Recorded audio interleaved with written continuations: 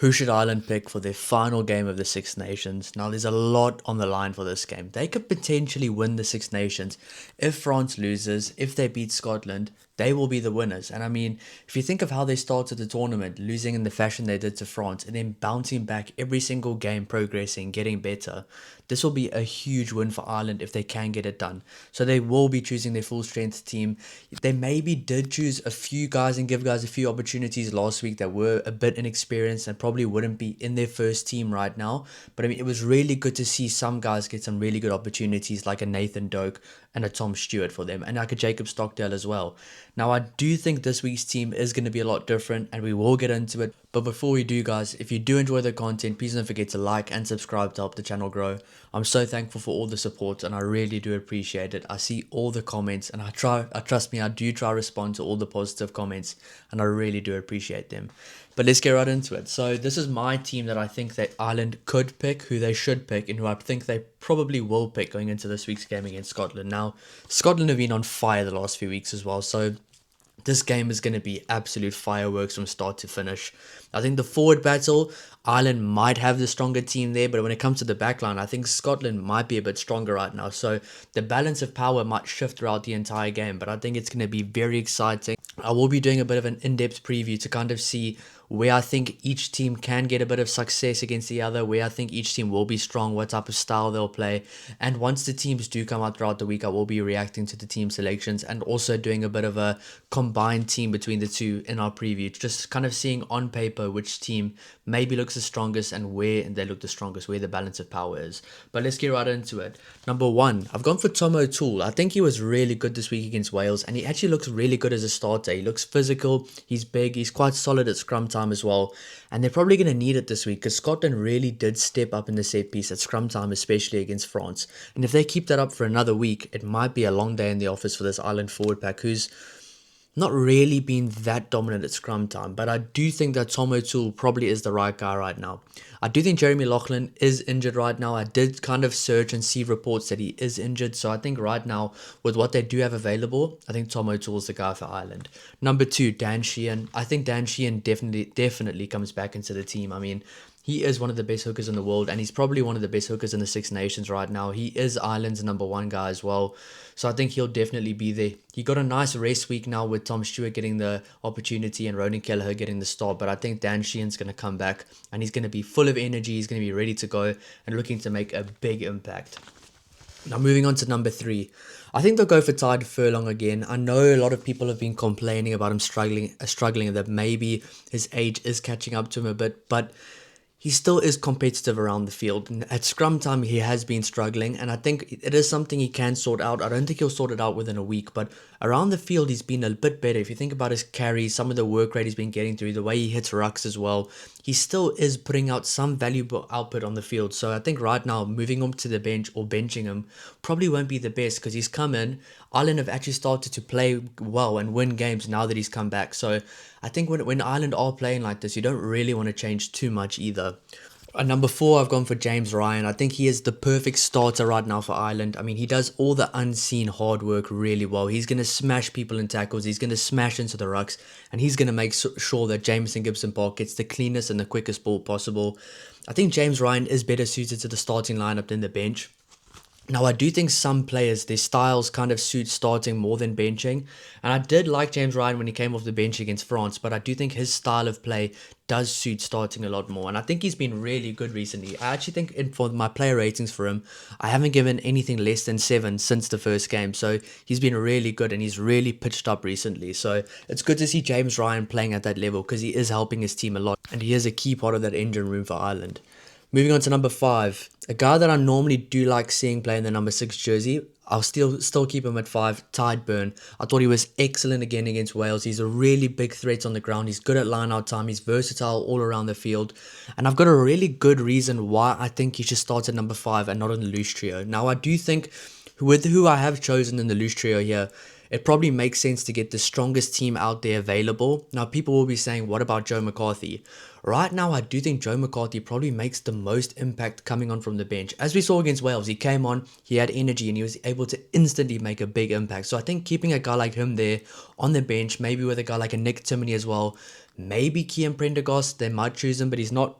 Spoiler alert, he's not on my team for this week because I have gone for the 5-3 split. But I think Tide Burn right now at lock's probably the right guy to have there, because I do think against Scotland, it's probably better to go for more versatile, mobile players that have a good skill set rather than going for a heavier pack that might be a bit more one-dimensional. But saying that, Joe McCarthy is not a one-dimensional player. He's a really good player. He is versatile as well. I just prefer him off the bench right now. I thought he's been performing really well off the bench for Ireland.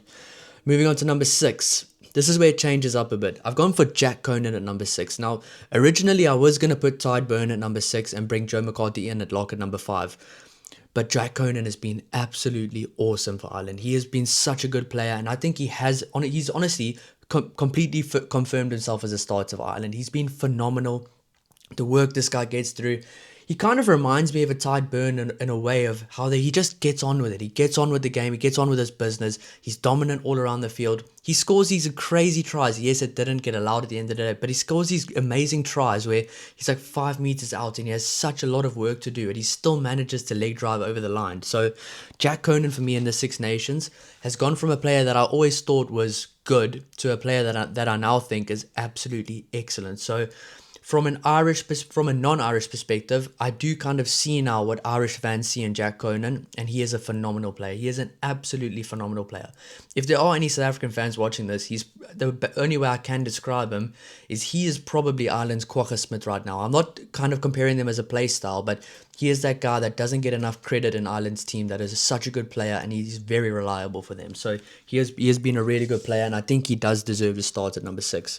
Moving on to number 7, I've gone for Josh van der Flier. He did play on the bench against Wales, but I mean, this guy is so explosive. He's so phenomenal with ball in hand, and he runs really good lines. He always runs really good options for the fly-offs to play, for the backline options to play, and even for the forwards that do normally take the head of the pod to play those little plus options. He runs those lines so well, and I think he is a starter. He's really coming back into that good form again. Remember, he has won World Player of the Year, so he has that potential, and he is getting back there. So I think a loose trio of Jack Conan and Josh van der Flier in it will be really potent and very difficult to deal with, especially going up against a loose trio that's probably going to be Matt Ferguson, Rory Dodge and Jack Dempsey. I think the loose forward battle is going to be absolutely epic this weekend.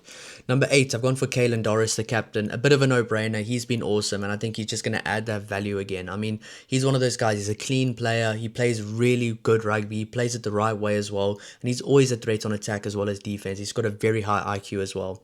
Moving on to number 9, a no-brainer as well, Jamison Gibson-Park, the game changer for Ireland recently. He was really good against Wales again, not as good as the England game, but he's not going to play a 10 out of 10 performance every game. That England game was a bit of a, not an outlier, but everything worked out for him on the day. The ball bounced well for him every single time. It's not going to happen every time, but he still did well against Wales to make game-breaking moments, and he almost scored an amazing try by running over Louis Rees-Zammit in the corner. But Jamison Gibson-Park at number 9, he has to be playing. If Jamison Gibson-Park wasn't to play, then I honestly think it could honestly affect the result of the game. I think he's that important for Ireland. Number 10, I've gone for Jack Crowley.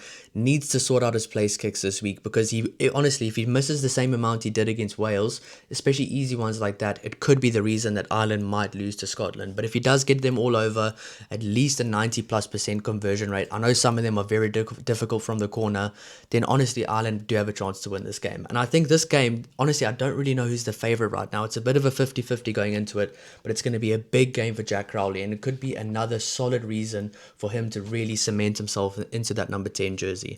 Number 11, this is where it gets difficult, and this is why I've gone for a 5-3 split. I've gone for Jacob Stockdale again. Now, he was really good this week. I thought he did really well off his wing. He worked very hard, and I think he's quite a trustworthy player right now. So I think maybe the coaches did like what they saw from him. I think if Jacob Stockdale wasn't going to be in the team, they might have gone for a 6-2 split. But because he is going to be in the team, I think they will go for a 5-3 split. And it does seem like Ireland have been enjoying the 5-3 split a lot more recently. If you think about the England game, they went for a 5-3 split, and now I probably think they might go for one this game again. Number 12, Stuart McCloskey, a no-brainer. He's been one of the best players for Ireland in the Six Nations, and I think it's going to be a huge battle in the centres against Sione Tuipulotu and hopefully a healthy Hugh Jones. Number 13, Gary Ringrose, been a bit better than I've maybe made it out to be in the player ratings. And I will say I have seen the comments and I do actually agree, looking back at it, that Gary Ringrose has definitely gotten better throughout the tournament. So that is good to see. I would love to see him just play his best game he's played in a while now, like his best game in years, because he could be an absolute game changer for Ireland.